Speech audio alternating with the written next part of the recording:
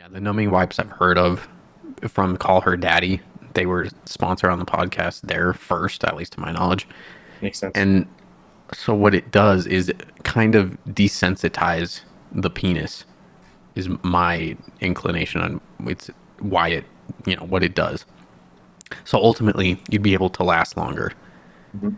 And I mean, a lot of people that have sexual dysfunction, especially people, our age, younger and such, they can have the inverse effect where they literally just can't get off because they're so addicted to porn.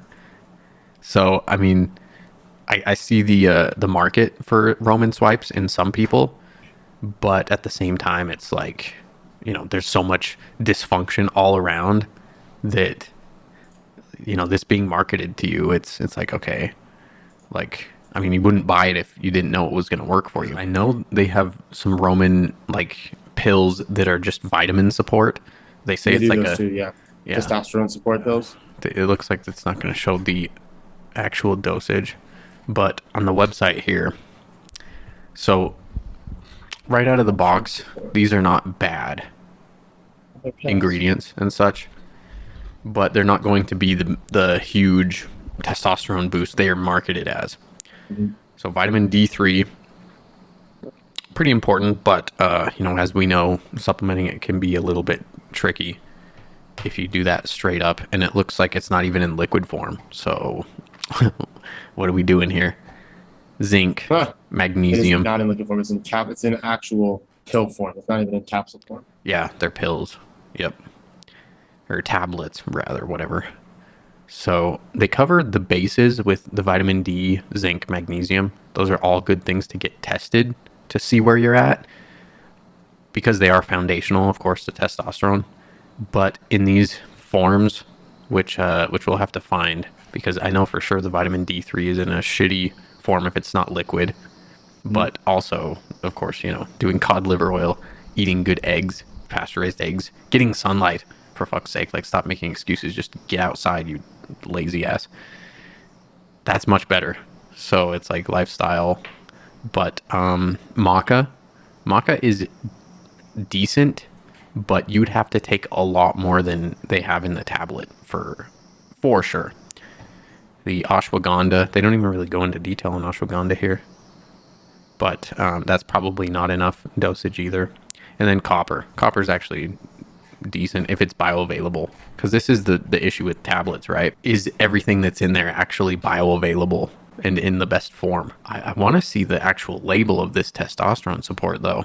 Dude, it's hard. It's hard to find. Yeah. They're really good at hiding their labels. So Vitamin Shop is the link that has it. So, all right, let me pull that up, zoom in for the people here. So they got vitamin D3 is cholecalciferol, 50 micrograms. I mean, it says 250% daily value, but yeah, it's not liquid form, so you're really not getting much of that absorbed. Oh yeah, of course they have magnesium citrate. Mhm. So you'll be Everyone's favorite form of magnesium. doing some poopy squirts. Magnesium citrate. Yeah, there you go. That's how you remember it. Zinc is zinc sulfate, which I don't think is a great form of it. Zinc picolinate is like top tier. Copper as cupric oxide.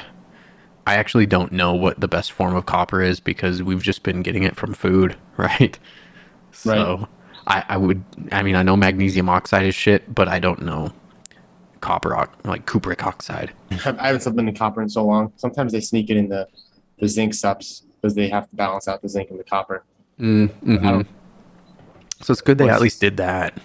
I'll give them that. Putting zinc and copper together because, of course, supplementing something like zinc will fuck up your copper. So they're organic ashwagandha root extract, 600 milligrams in 4 tablets. So that's pretty not bad from a dosage perspective. Decent.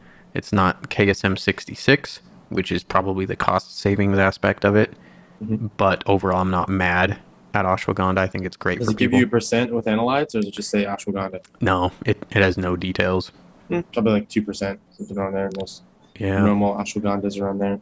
This is only $30 of a supplement for, well, let's see. This will only cover a month, of course. So You know, you could do a lot worse, I think. But Hmm. seriously, people, this is like starter, like basic stuff. You should like just buy the fucking androgen diet for $7 and then eat some good food. So Right. they have maca root powder in 3 grams, like 3,000 milligrams, 3 grams. That's substantial. So when I went through it, I'm like, yeah, you'd need a lot of that. I think that's getting there.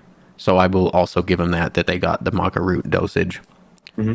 So not too bad. I feel like maca is kind of a hollow supplement in a way. It's good. It's basically a food, but it kind of accentuates that libido, but I don't think it actually has any impact on testosterone per se, or even free testosterone for that matter.